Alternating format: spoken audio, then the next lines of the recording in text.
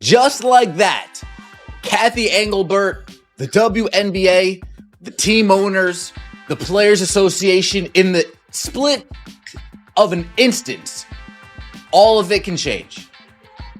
In a split instance, all of it can change. If this injury does anything, it should be a wake-up call to the WNBA. The WNBA just lost their biggest star, and they have no one to blame but themselves. Caitlin Clark is out for at least 2 weeks with a left quad strain. The first regular season game she's missed since her sophomore year in college. Caitlin Clark will miss at least the next 2 weeks with a left quad strain. The Fever are currently 2-2 on the year. Clark has started all 4 games so far and is averaging 19 points, 9.3 assists, and 6 boards per game. The Fever said more updates will be provided after doctors reevaluate her. But here's what's really frustrating. This injury might be linked to the quad tightness Caitlin Clark had during the preseason, which was never properly taken care of. Has she been playing hurt this whole time while getting hit with cheap shots and ignored by refs who refuse to call it fair? The timing couldn't be worse, and the league is already in panic mode. Let's all wish Caitlin a speedy recovery by commenting, "Get well soon," CC down below.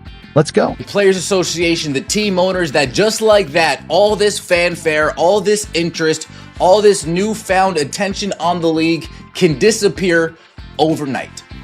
Caitlin Clark's out 2 weeks. For weeks, Caitlin Clark has been playing on a damaged leg while everyone looked the other way. The evidence is piling up, and it's absolutely maddening. During the Liberty game on May 24th, something was off from the start. Her shots were coming up short all game, missing the usual power we expect from her deep-range shots. But what really should have been a red flag. Video showed Clark using a heat pack on her leg during the game. You don't need to be a doctor to know she was already in pain. There is literally footage of Caitlin Clark putting heat compression towards her leg. There is literally footage of her putting heat packs on her leg. There is new footage of her heating up her quad when she's playing. Coach Stephanie White admitted after the MRI results came back that she wasn't even sure when Clark got injured. Think about that. The team only realized something was seriously wrong after the game. White said, "I'm glad that she did because we need to nip this in the bud," referring to Clark finally speaking up about her pain. That says everything you need to know about how much Clark was hiding her discomfort. I'm at the game. Caitlin Clark does not look right on the sideline. Caitlin Clark is coming out. She has heat compression on her quad. She was playing injured. And ironically, that is probably the best case scenario. That is probably the best thing. And a lot of people are like, "Oh, it's a bad thing." And trust me on this, it is probably the best case scenario that she's been actually playing through this and she was able to play through this fine. Let's be real about what happened here. This wasn't some random accident during the Liberty game. Clark missed the Fever's preseason opener because of left quad tightness, and now she has another quad injury in the exact same leg. The team says this new injury is separate from the preseason one, but come on, when the same muscle group fails twice in one season, that's not a coincidence. That's a pattern. Maybe this will be the wake-up call that the NBA needs to clean up the officiating, to actually show that they appreciate this golden goose that has landed in their lap that goes by the name of Caitlin Clark. It's been so long where we've just seen this girl getting beat up in games. We see her get grabbed, hacked, bumped into, knocked on the floor. There's never any whistles from her. What makes this whole situation even more frustrating is that Clark has been getting hammered by physical play for 2 straight years, from her rookie season through the start of this year. Defenders have been allowed to grab her, bump her off screens, and throw hard fouls with little to no consequences from referees.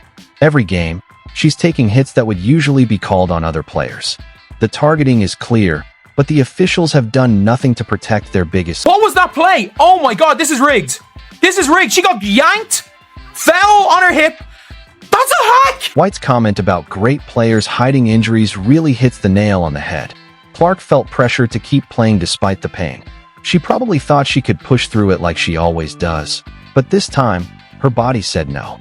The scary truth is that Clark has been playing hurt while defenders knew the refs wouldn't protect her. Is still resentful of her, it's still jealous of her, and it's still trying to put her in her place and give her nothing, make her earn something that she already earned last year when she put this league on the national map. For the first time ever, it was really, really and truly on the national map. This injury was completely preventable.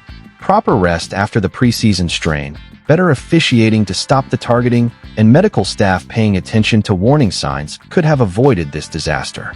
Instead, everyone looked the other way while the league's most important player's body broke down.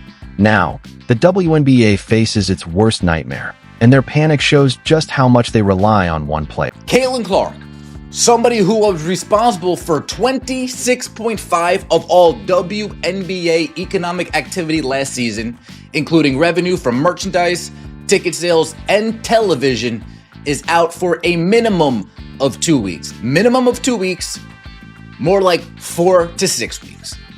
Minimum of 2 weeks, because remember, that's when she gets reevaluated. More like 4 to 6 weeks. Within hours of the injury announcement, the WNBA's worst nightmare came true. League executives, who had been riding high on Clark's popularity, suddenly faced the scary reality of empty arenas and falling ratings. The panic was immediate and obvious.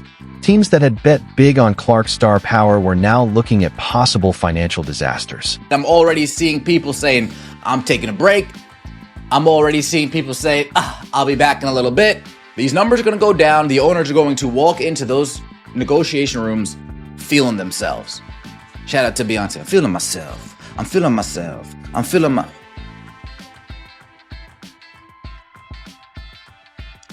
Again, they're lucky this is only a rumored 2 to 4 weeks. Because if the news was the season, people would tune out 100%. The Washington Mystics had already moved their upcoming game against the Fever to a bigger venue in Baltimore, counting on the huge crowds that follow Clark everywhere she goes. Now, they're getting refund requests from fans who bought tickets just to see her play. You know what's embarrassing? Having to tell disappointed fans that the only reason they upgraded the venue was because of one player, and now she's not coming.